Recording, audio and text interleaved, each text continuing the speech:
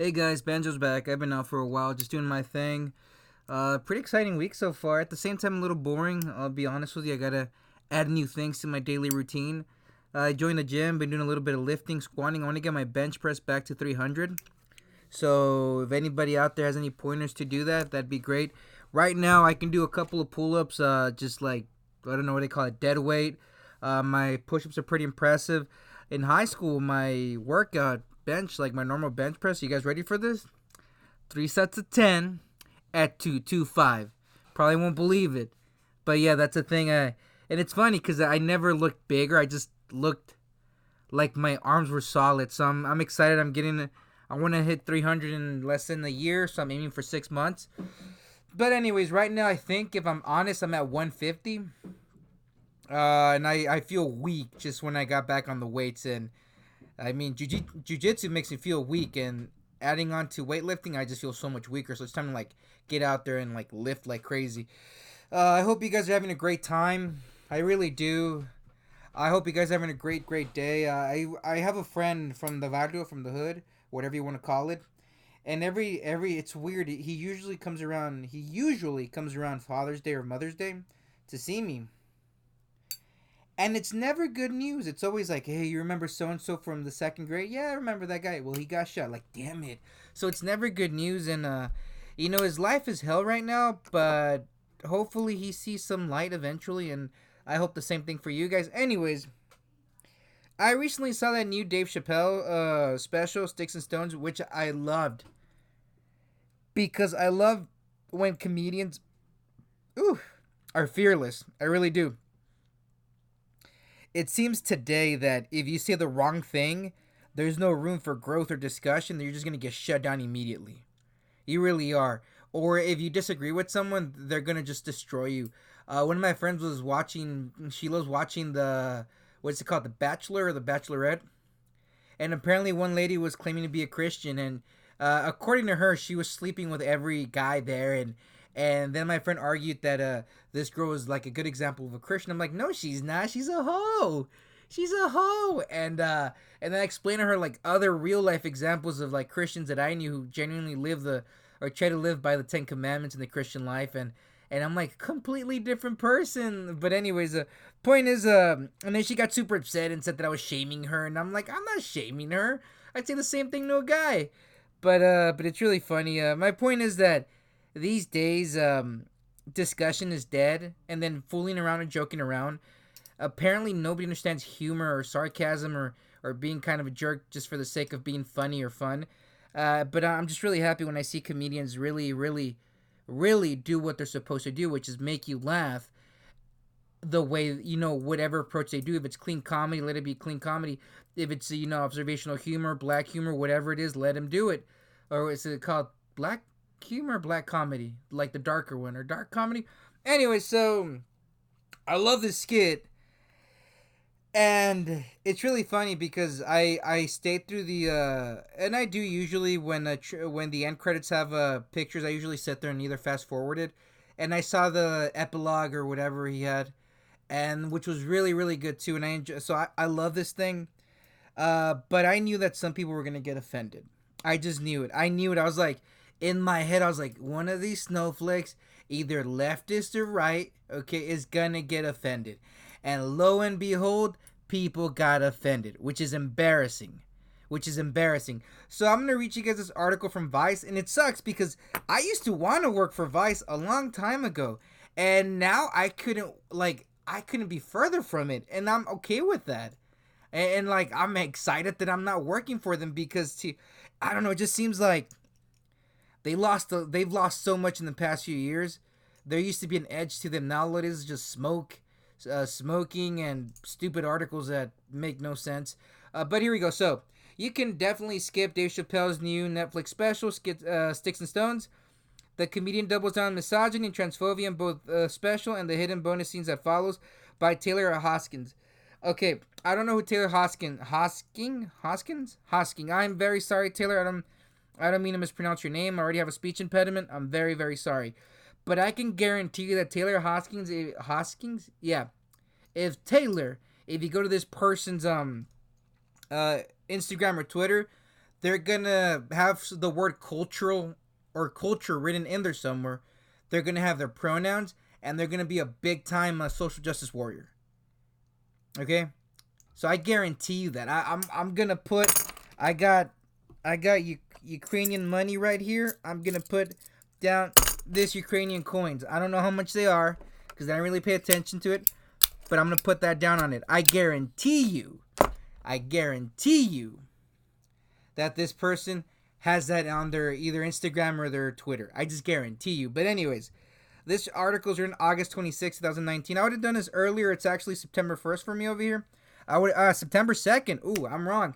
I would have done this earlier, but nah. I have better things to do. Anyway, so here we go. And there's Dave Chappelle. I loved it. I loved his stand-up. It was awesome. So, Dave Chappelle made a return to Netflix Monday with a new stand-up special, Sticks and Stones. Fans quickly realized that if you watch until the very end, the special has a secret epilogue called The Punchline, where Dave Chappelle answers questions from audience members who went to his separate Dave Chappelle on Broadway stand-up show last July.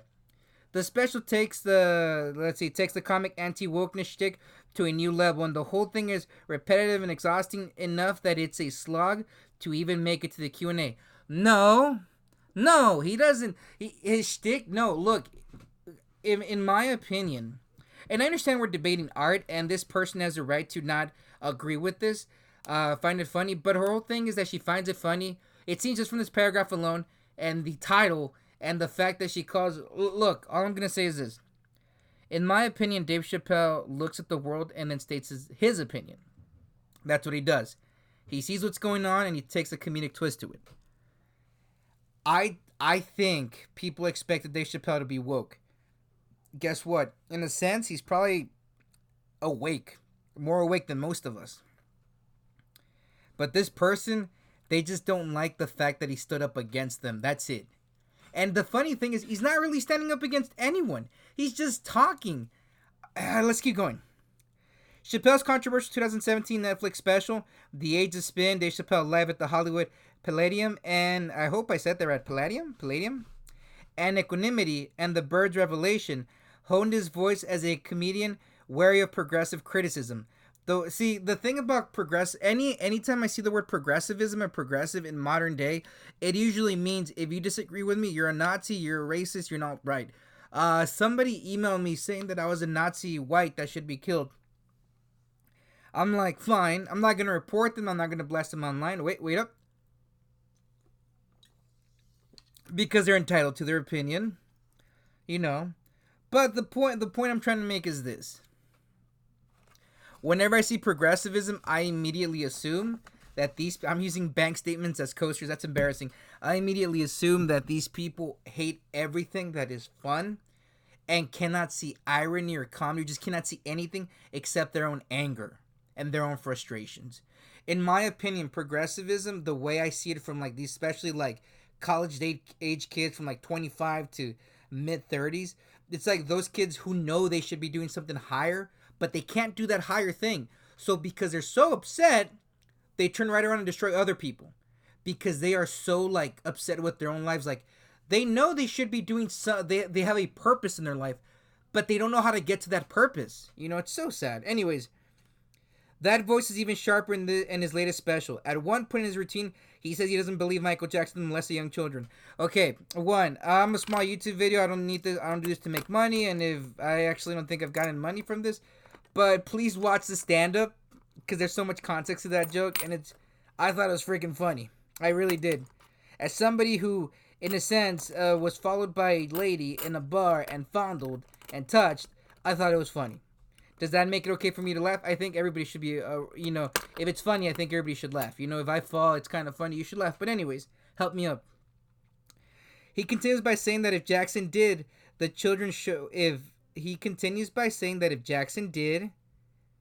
feel like that's grammatically incorrect. Any of you grammar Nazis out there, feel free to tell me if it is or it isn't.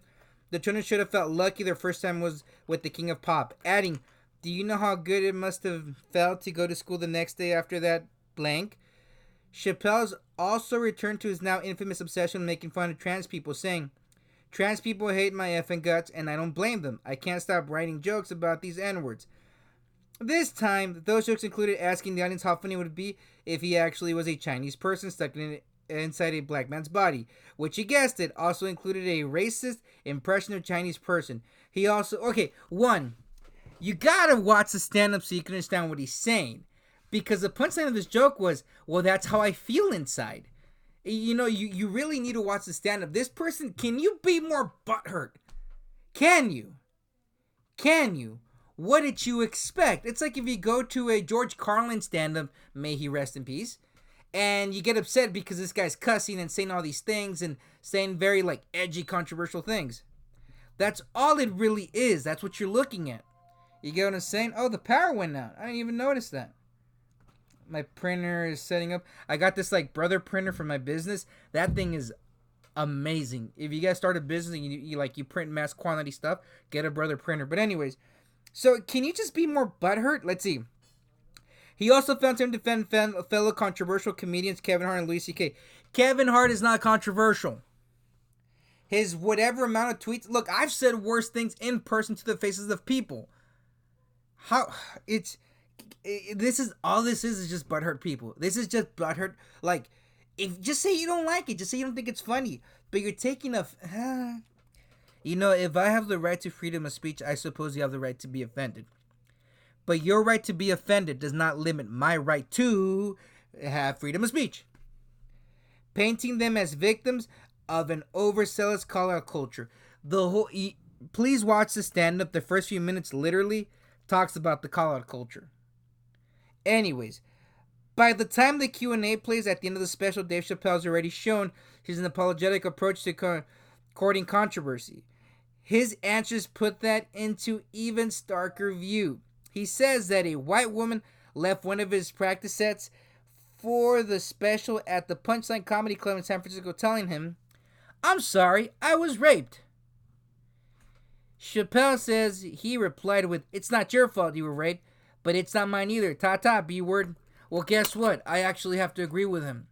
A lot of awful things have happened in my life. A lot of awful things have happened. And you know what? It's okay to make fun of that. It really is. Every now and then, my friends roast me for having a woman fill me up in the bathrooms at a New York bar. It's okay. It really is okay to be funny. It really is okay to make fun of things. That's not a bad thing. That's something we need to understand. I think it's so embarrassing how everything shocks us. It's funny. Last night I thought a gentleman was knocking on my front door, and I hear my dog trying to get on the couch, and now my family's going crazy. Anyways, and I remember him like going to my front door, and as he's getting there, like he was just talking to himself, and yet I honestly thought it was like some leftist who was out here to try to like stop me for a second. Anyways, point is, you guys hear that? Dang it, it was my mom talking to my dog. Dang it. You guys miss all the good stuff. But you know what? Never mind the story. Let's get back to this. With the audience laughing recklessly as though that were a real punchline. It was a good punchline. Okay? He then followed with a story about sparking an unlikely friendship with a trans woman who he says was laughing the hardest. And, okay, out of anyone at the trans jokes in his practice set. Look, the trans woman who he actually shows a picture of, because you know that trans woman is a real person, so he has to show the picture of her. Wait up. So he has to show that he's a real person. I'm okay, blah, blah, blah, blah. I'm sorry. I was interrupted because I left my family watching Mystic River, and the lights went down and everybody's shouting, "What's the movie called?" But anyways, let's see, where was I? Trans person. Oh, okay. So, trans person is watching, is laughing at the practice set. What's wrong with that? Why are you so upset about that? Stop being offended for other people. I blame colleges for this. I used to teach at a college. I really do blame colleges for this. It's so embarrassing how. Stop being offended for other people. Look, I'm a Hispanic male. I do not like it when usually white college kids, get offended for me. Oh, you shouldn't wear a poncho. Fuck you, wear the poncho. They're nice. Personally, I own a few of them. I once this. Oh my god, I'll never get over this. And again, I'll tell you guys the story some other time. Anyways, the strange story of I can't even pronounce that word, seemed to highlight the common accusation that Chappelle is only interested in repairing his relationships with marginalized groups if he doesn't have to change anything about himself. Look, I have to agree with that. If I have to change who I am to benefit you, you have to give me a really, really good reason, and it can't be because I'm offended. I love eating meat. My ex-girlfriend was a vegan. Guess what we didn't change about each other? Alright? Anyways. Chappelle has always been a daredevil comedian willing to take a controversial stance or downplay a serious controversy for laughs, including his early 2000s skits about R. Kelly's court trials on Chappelle's Show. But now he's chosen to blatantly ignore the historic criticism against the style of comedy and a new, loud, and clear criticism of the trans community. His approach comes off like a defiant rejection of changes at any cost. He's not he's rejecting the cancel culture. Why are you so stuck on this? Can you be more butthurt? It's embarrassing. It really is embarrassing. And you know what's funny amongst my friends? Maybe because we're backwards people who live by a mountain. Maybe because we're all colored men. Maybe because half of us have been in and out of prison our whole lives. Maybe because of that. Maybe because most of us come from broken homes. You name it. Poverty. Immigrant parents. Maybe because of that background for a lot of the people I hang out with. We will roast each other for hours about anything and everything. And then the next day we'll be okay about it. Sure, occasionally people get their feelings hurt, but they always come back. Stop being so goddamn butthurt. It's embarrassing. It really is embarrassing. Let's see. But now, let's see. Where was I? Criticism. His approach. Oh, okay. As he keeps going down this path, drawing attention to the worst aspects of his important career, the biggest cost will be tarnishing his own legacy. No, it's not. He's building a great legacy. He's basically saying, I am fearless and I reject your current leftist culture. I shouldn't say leftist culture. He's basically saying, look, I reject the culture you people have created. That culture is not good. One more time. That culture is not good. All right. We're making the carne asada right now. If you listen closely, you can hear my mom shouting at my dog and my sister shouting at me. And my brother printer's going crazy. Wait, let me see what's up.